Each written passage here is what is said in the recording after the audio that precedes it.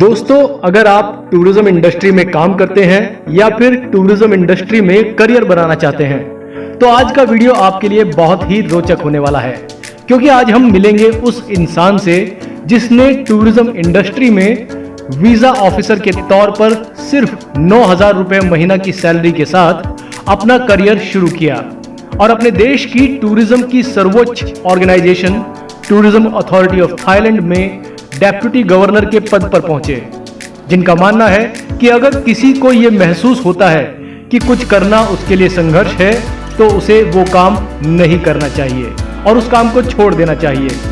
उनको नहीं लगता कि उन्होंने अपनी किसी कमजोरी को दूर कर लिया है। उनका मानना है कि कमजोर होना बुरा नहीं है।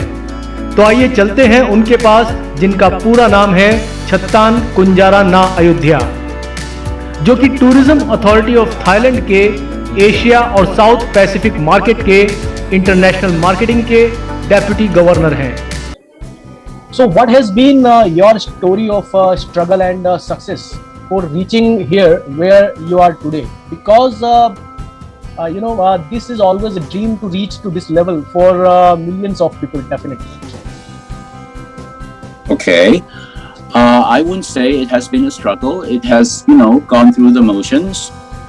You just keep working and you do the best you can in whatever you do. So the most important thing is to enjoy what you're doing, or at least be interested in what you're doing. So if anyone feels it is a struggle to do something, then they shouldn't do it, So they should just quit and do something that they enjoy.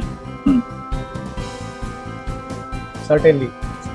So we wanted to know that what has been your story since your childhood, where you were born, and then what was about your studies in brief, and then how did you reach here? What were the steps previously taken? Okay. I guess I had a loving family, not very close. But my parents taught me to be very independent in my way of thinking, in how I hold myself, and how to, be interested, in certain hobbies, in certain things. They gave me the freedom to choose my life's path, and I think that's important. So like I said, I try to get along with people, do the best I can.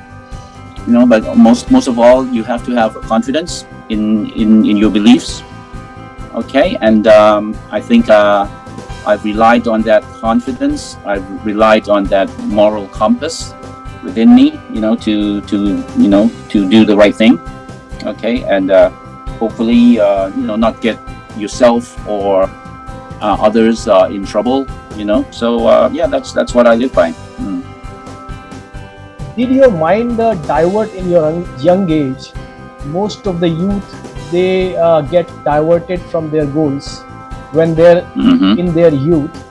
So your mind was diverted in your young age from your goal or from your studies? If yes, how did you handle it? Okay, I didn't say it was a diversion. I just took each day as it came, and took things one day at a time. If I was enjoying what I was doing, then I would continue. If not, then I start looking for alternatives or options. So I think that's really important. I'd like everyone to do that. Not always be fixated on what you're doing. Always be ready to quit. And find another job. I think that's very important. If you think like that, then I think you'll be more happy. You're not a slave to anything. And also, you have to look for opportunities always. And by doing so, that you'll be happy. I think you're not always complaining about your workplace and think you're stuck in one place because you don't look. So I think it's important to always have your options open. So is it possible that you could mention any one or two interesting incidents of your college time?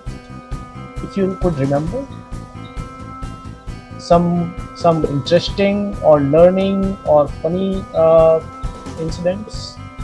I failed in my freshman year, so I had to become a freshman twice, so that was interesting, because I wasn't really interested in studying, so I had to become a freshman again. There's a college entrance examination, and my first year wasn't, the grades weren't good, but I wasn't, I was just not, I attended classes, but I wasn't really listening, because if they were courses I wasn't interested in, I didn't really care about them, so then I had to take the entrance examination again, went into the same faculty again, which was strange at that time, but these things happen. It was a slight setback, but my grades weren't much better, so I mean that's fine, but I enjoyed it more towards my junior and senior year, because then I could choose my courses, yeah. But the first 2 years, the freshman and sophomore years, were not that a lot of fun, because there were a lot of required courses, and it was like math, like economics, which I didn't enjoy, so I guess you stick with it, and eventually you get to the point where you could choose your life, your own courses, yeah. And then of course you hang out with friends. That's always important, to have friends, and then just to try and have fun as much as you can. So maybe know that what was your biggest weak point that you have overcome, and how did you do that? I don't think any of my weak points I have overcome, but I manage them. There's a certain time and place to actually being weak isn't really bad. It's the opposite of being strong. So you can't be strong if you don't know how you're weak and what makes you weak. So weaknesses drive people, I think. So it makes you want to improve, makes you want to be better, so I still have a lot of weaknesses. I believe everyone does. So but it's not how you overcome them. I think it's how you manage them. Some weaknesses might stay with you for forever, until the day you die. So but that's okay, as long as you don't let those weaknesses overcome you and be more important than the strong points, huh? So definitely, would you like to discuss about specifically any of your weaknesses which you have been able to manage? Yeah, well, like what we're doing now, I get impatient when people ask a lot of questions, so it's not something I enjoy. I'm doing this as a job, but it's not something I enjoy doing. And I have a very short attention span, so I like to do things, do a number of things per day, and I have a short temper. I get annoyed easily, but it's sometimes it's okay, because a lot of things just don't go your way and so on. But I think all these things keep your mind sharp. You don't go along with everything. It's good that if we can agree on everything that happens to us in a 24-hour period, but if it doesn't, then you move on. But for me it's okay to be annoyed, to be upset, as long as you can control it. I mean, I don't go around and punch people, but it's okay. It's okay, yeah.